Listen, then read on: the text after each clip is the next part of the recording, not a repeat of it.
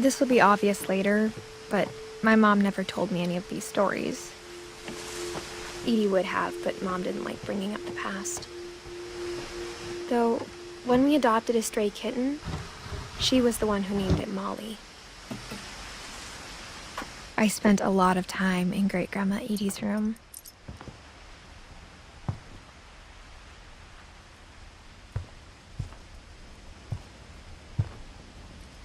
We got along, and it was a good place to hide from my mom. When Edie told people Sven was killed by a dragon, she could also have said he was building a dragon-shaped slide that collapsed. She could have, but she didn't.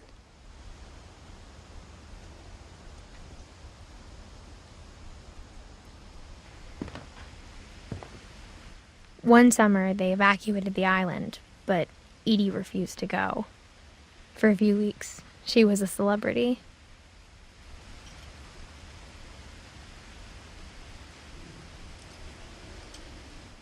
I hadn't thought of myself as Edith Jr. for a long, long time.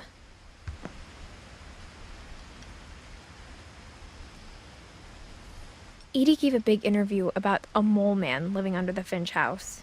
My mom was furious.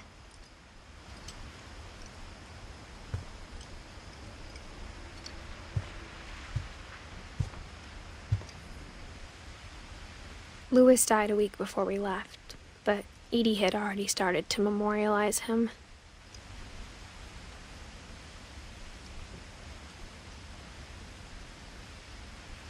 Edie knit me a new pair of gloves every year, just in time to replace the old ones.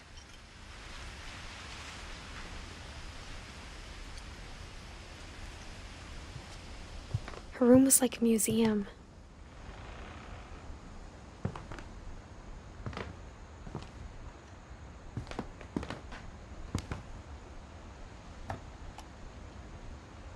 For 500 years, the Finches have been famous throughout Norway for their fortune and misfortune.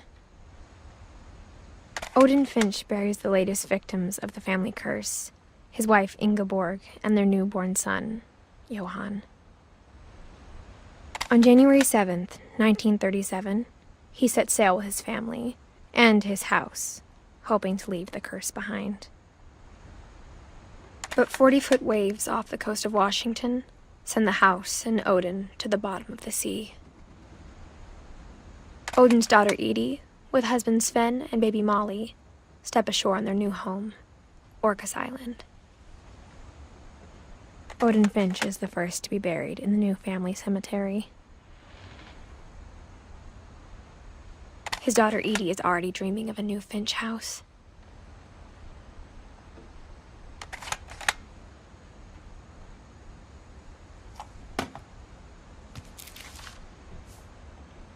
Whatever's wrong with this family, it goes back a long ways.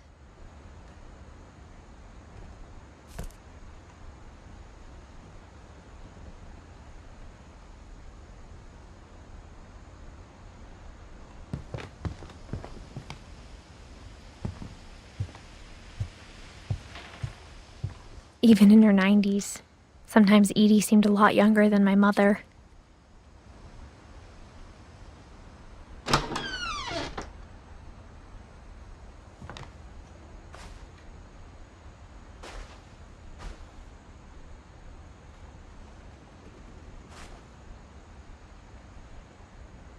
The only trace Grandpa Sam's first wife, Kay, left on the house was the pink bathroom.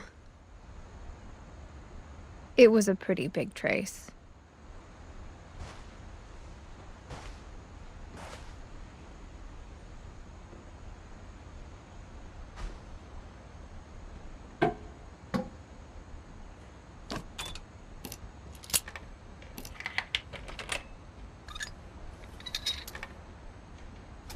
There's a secret in this bathroom. It's in the last place you would look. It isn't in the cupboard. It's hidden in this book.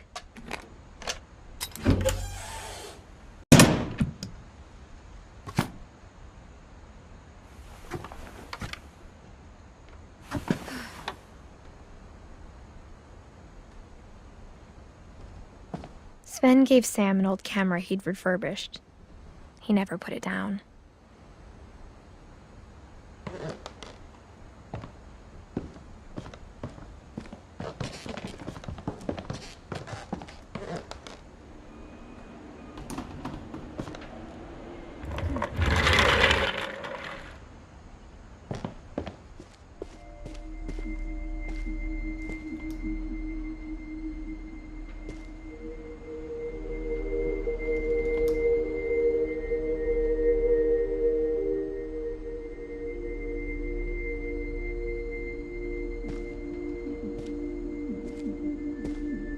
I knew Grandpa Sam had a twin, and that he never talked about him.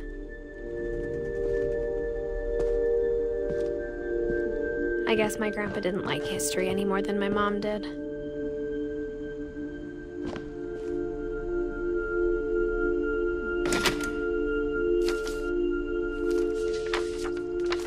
How I Want to Remember My Brother by Sam Finch. The thing I remember is that when he made up his mind, that was it.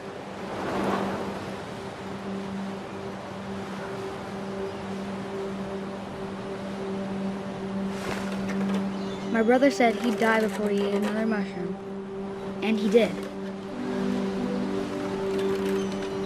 At Barbara's funeral, we swore we'd never be afraid again, and he wasn't. I think Calvin always wanted to fly.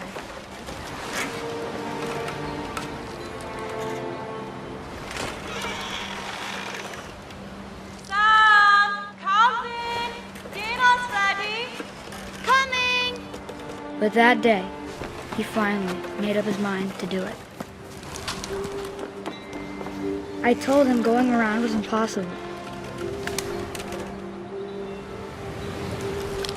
Maybe if I hadn't said that.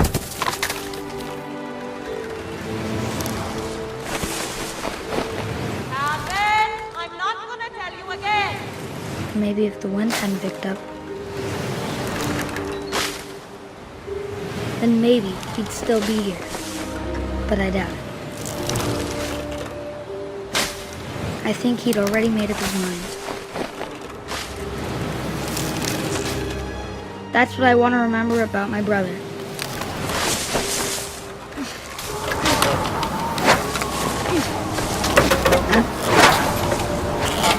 The day he made up his mind to fly. And he did.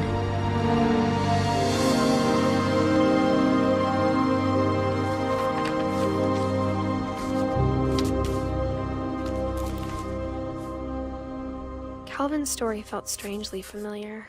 When I was younger, I remember trying to do the exact same thing.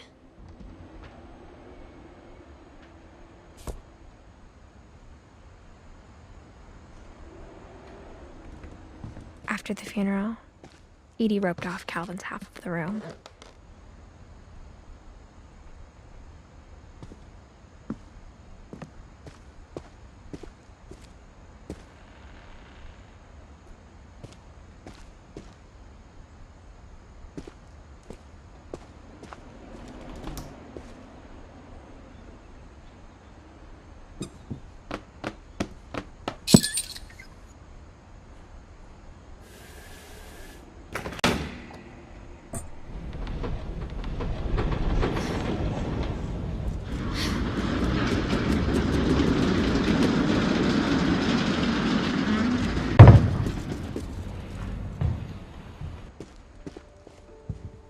The passages were a pretty tight fit.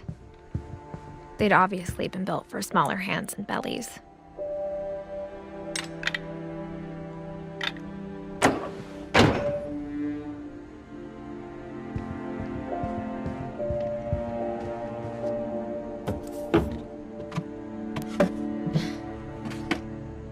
Growing up, I always thought of Barbara as a child star.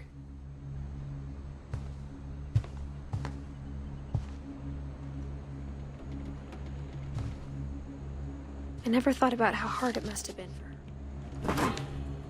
Of all the stories people wrote about Barbara's death, I'm surprised Edie saved this one.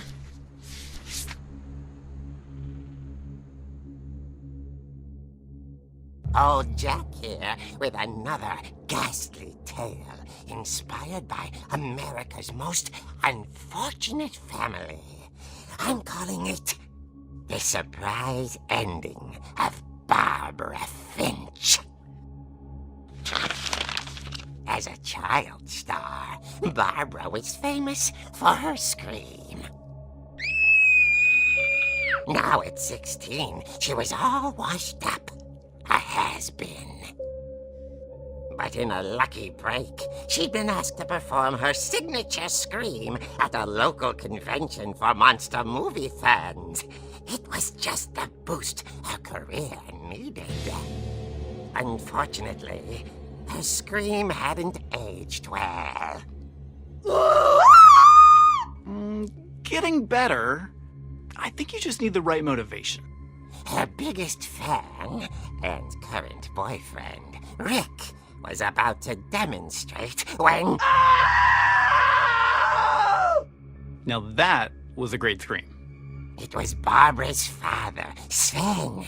He'd slipped into a table saw and had to be rushed to the emergency room. So Barbara got stuck babysitting her youngest brother, Walter. Her convention comeback was cancelled. Okay, I'm hearing frustration, but I'm not hearing terror. What if I tried... A gang of hoodlums in Halloween masks have been terrorizing Orcas Island tonight. Police are urging residents to... That came from the basement. You're right! Also, I loved your delivery on that. Why is your basement door locked? Because my dad likes making puzzles and secret passages. There's a key hidden in the music box. The secret is to keep winding and winding until finally the key pops out. Thanks, babe. I'll be back in a sec. 20 minutes later, Rick hadn't returned. So Barbara went to look for him, right on cue.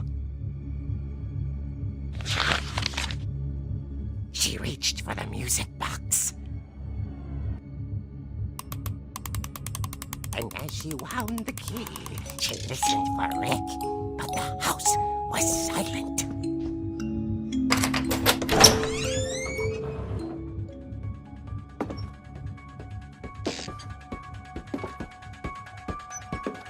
She found Rick's crutch and imagined the worst.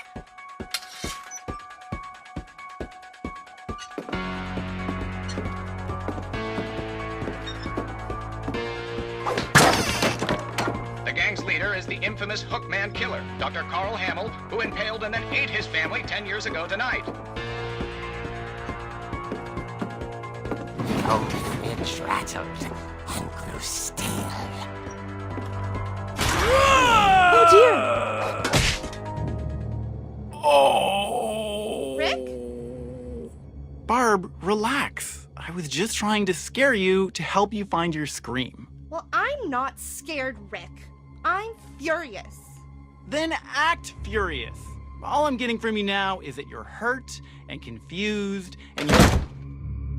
She threw him out, but she kept a little something to remember him by. Barb, have you seen my other crutch? And she was still holding it when she fell asleep watching the late picture show. Hours later... Barbara! Walter, what's going on up there? Ah! Okay, I'm coming up, but if this is a trick, you're dead, Walter.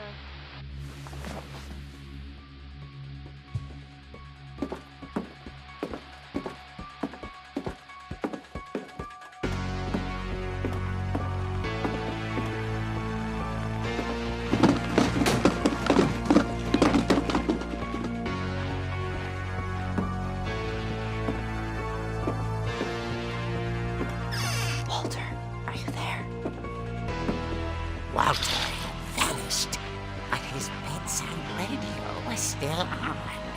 Orcas Island police describe the man as 6 feet tall, with a steel hook for a hand. Residents are urged to lock all doors and windows and notify the police of any suspicious activity. Barbara turned, saw the hook man, and was speechless. He was quite smashing.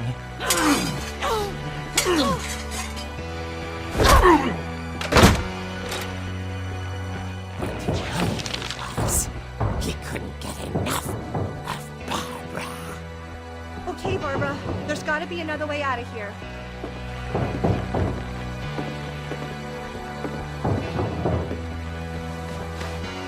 That night, she played her part beautifully.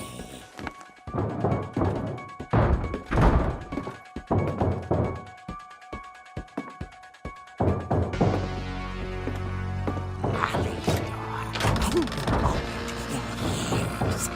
The hinges groaned.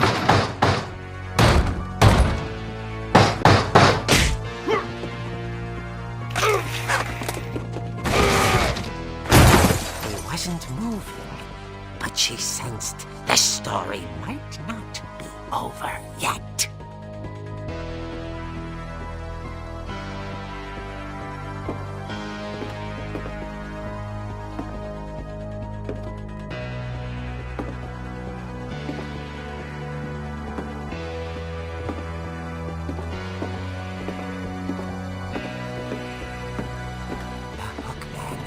Vanished.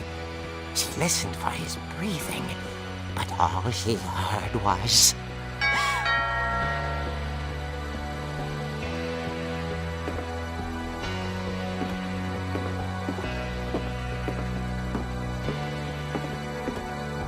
Someone at the door was dying to speak to young Barbara. At the door, she heard whispering. Was coming from inside the house.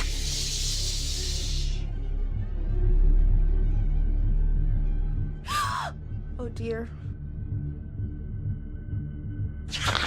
Surprise! Bravo, Barbara! You were wonderful! The monsters had come to surprise her. For Barbara, it was a dream come true. Then she saw what kind of monsters they were, and she realized what was about to happen. She was going to be famous. And with her final breath, Barbara Finch gave the performance of her life.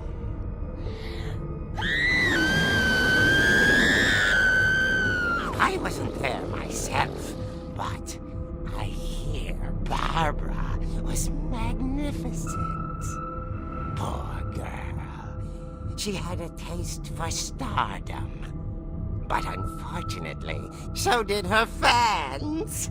Of course, the police blamed it all on poor Rick, who disappeared the same night. And little Walter, hiding under his bed the whole time. He took it all pretty hard, but that's another story. As for Barbara, tucked inside the music box is all they ever found of her. Her ear. Now that's what I call a real eerie tale.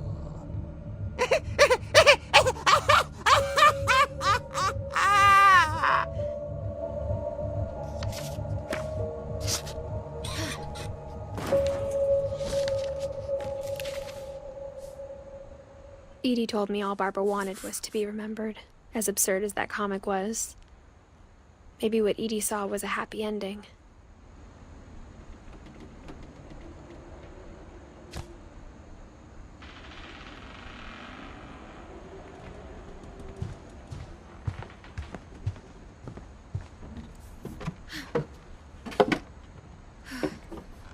I guess now I know why Mom didn't like me playing with the music box.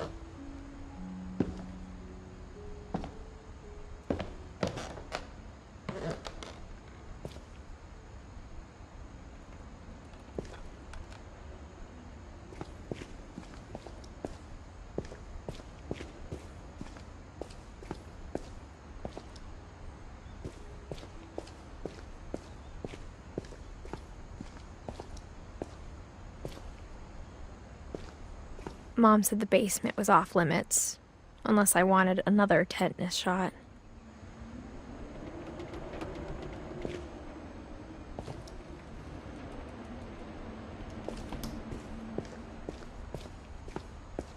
I saw Edie sneak down to the basement once, carrying packages.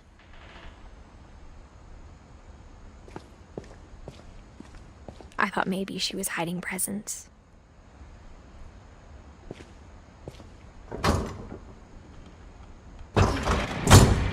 It turned out she was hiding a lot more than that.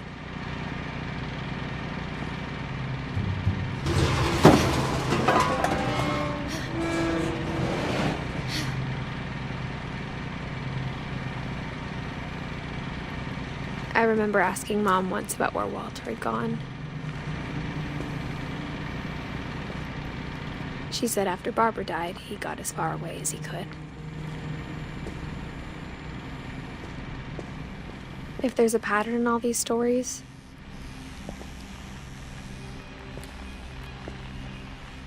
I think it's that none of us has gotten very far.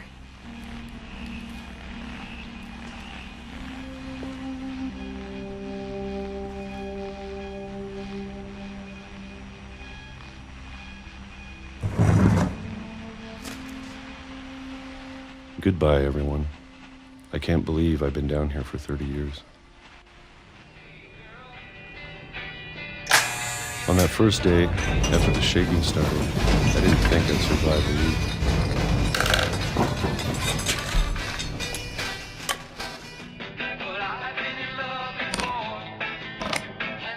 But after a few days, I settled into a routine. That's what kept me sane. Having a schedule, living for today. I always expected to be dead tomorrow. But if you wait long enough, you get used to anything.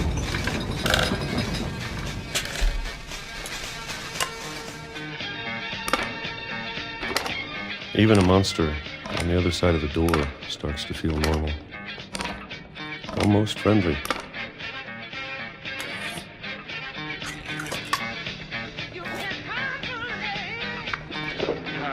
And then one day, everything just stopped. Whatever that thing was, it was gone. Maybe it got tired of waiting.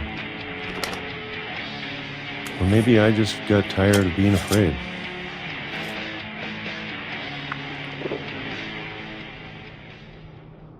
It's been a week now, the longest in 30 years.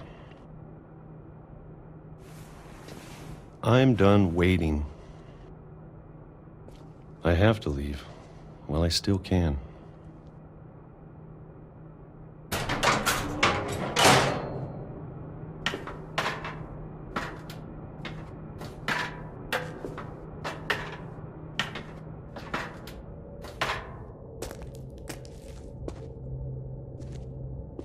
I know it's out there somewhere. Whatever killed Barbara and Molly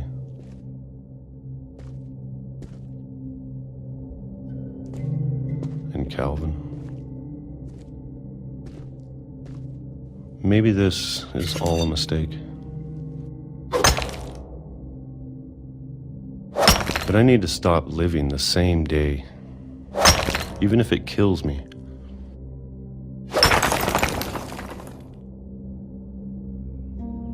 Whatever's out there, I want you to know I'm ready for it. I'm going to appreciate all of it, especially the food. I don't mind if I only have a year left, or a month, or a single week. I'd be happy with one new day. I can already imagine the sun on my face.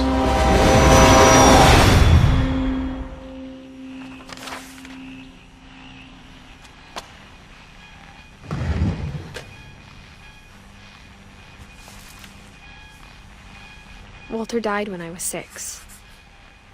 I can't believe my mom never told me he was down here.